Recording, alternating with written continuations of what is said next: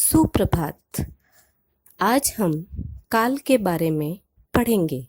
शिक्षण उद्देश्य: छात्र काल के बारे में जानेंगे, उसके भेद से अवगत होंगे और वाक्य में काल की पहचान कर सकेंगे। आइए सबसे पहले जानते हैं काल की परिभाषा। क्रिया के जिस रूप से उसके घटित होने के समय का बोध होता है उसे काल कहते हैं। काल के 3 भेद होते हैं: भूतकाल, वर्तमान काल, भविष्यत काल। आइए अब हम सबसे पहले भूतकाल के बारे में जानते हैं। परिभाषा: क्रिया के जिस रूप से उसके बीते हुए समय में होने का बोध हो उसे भूतकाल कहते हैं। भूतकाल के 6 भेद होते हैं: सामान्य भूतकाल, अपूर्ण भूतकाल, आसन्न भूतकाल, संदिग्ध भूतकाल, पूर्ण भूतकाल, हेतुमत भूतकाल। अब हम विस्तार से जानते हैं। पहला, सामान्य भूतकाल। क्रिया के जिस रूप से कार्य के सामान्य रूप से भूतकाल में संपन्न होने का संकेत मिलता हो उसे सामान्य भूतकाल कहते हैं। अर्थात बीते हुए समय में कार्य संपन्न हो चुका है। जैसे प्रजा राजा से मिलने आई, काव्या ने गुलदस्ता सजाया।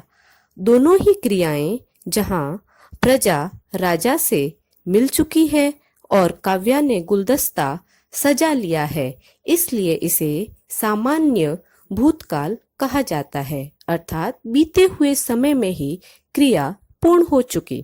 दूसरा, अपूर्ण भूतकाल। क्रिया के जिस रूप से पता चले कि कार्य भूतकाल में आरंभ हो गया था परंतु अभी समाप्त नहीं हुआ है, उसे अपूर्ण भूतकाल कहते हैं। जैसे श्रेया ऋतु को साइकिल चलाना सिखा रही थी। अरुण डाकघर जा रहा था। अर्थात बीते हुए काल में जो क्रिया शुरू हुई थी वो अभी भी पूर्ण नहीं हो पाई है। आसन्न भूतकाल। क्रिया के जिस रूप से उसके अभी अभी समाप्त होने का बोध हो उसे आसन्न भूतकाल कहते हैं। जैसे रीमा पुस्तकें लेकर आई है, माँ बच्चे को नहला चुकी है। अर्थात नहलाने की क्रिया और पुस्तक लाने की क्रिया अभी अभी ही संपन्न हुई है। संदिग्ध भूतकाल। क्रिया के जिस रूप से भूतकाल में क्रिया के पूर्ण होने में संदेह हो उसे संदिग्ध भूतकाल कहते हैं। अर्थात क्रिया पूरी हुई है या नहीं हुई है इसके बारे में संदेह है। जैसे गाड़ी स्टेशन पर आ चुकी होगी, अध्यापक कक्षा में आ गए होंगे। अर्थात क्रिया का पूर्ण होने का विश्वास नहीं है या संदेह की आशंका है। पूर्ण भूतकाल। क्रिया के जिस रूप से पता चले कि कार्य भूतकाल में बहुत पहले ही पूर्ण हो चुका है तब उसे पूर्ण भूतकाल कहते हैं।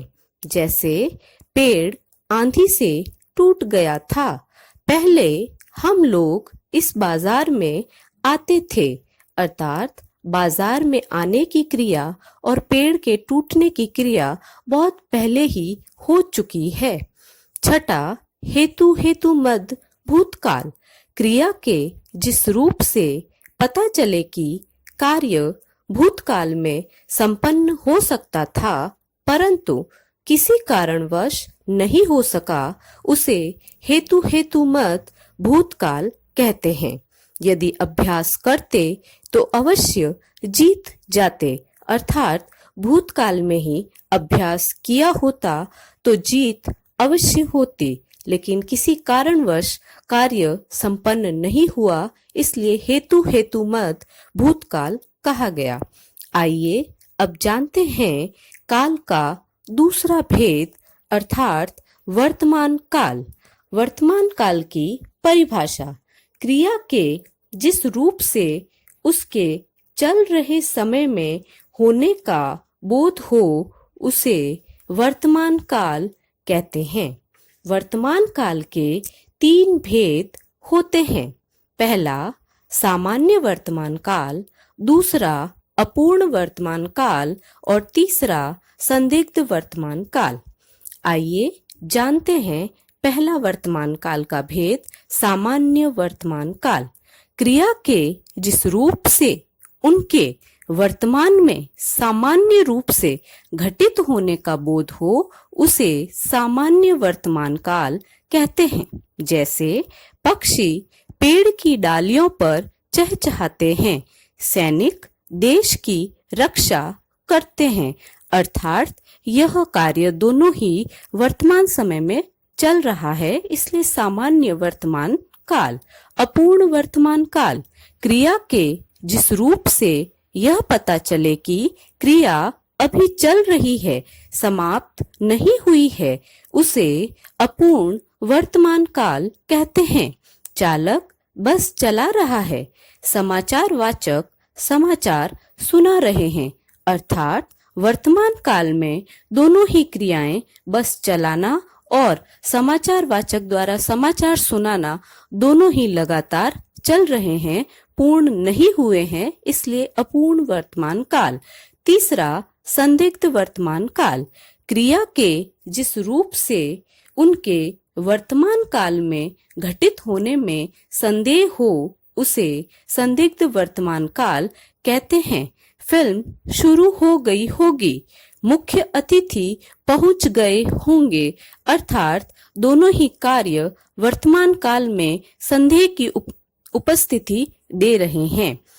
अब हम आते हैं काल का अंतिम तीसरा भेद, भविष्यत काल। आइए जानते हैं भविष्यत काल की परिभाषा। क्रिया के जिस रूप से उसके आने वाले समय में होने का बोध हो उसे भविष्यत काल कहते हैं।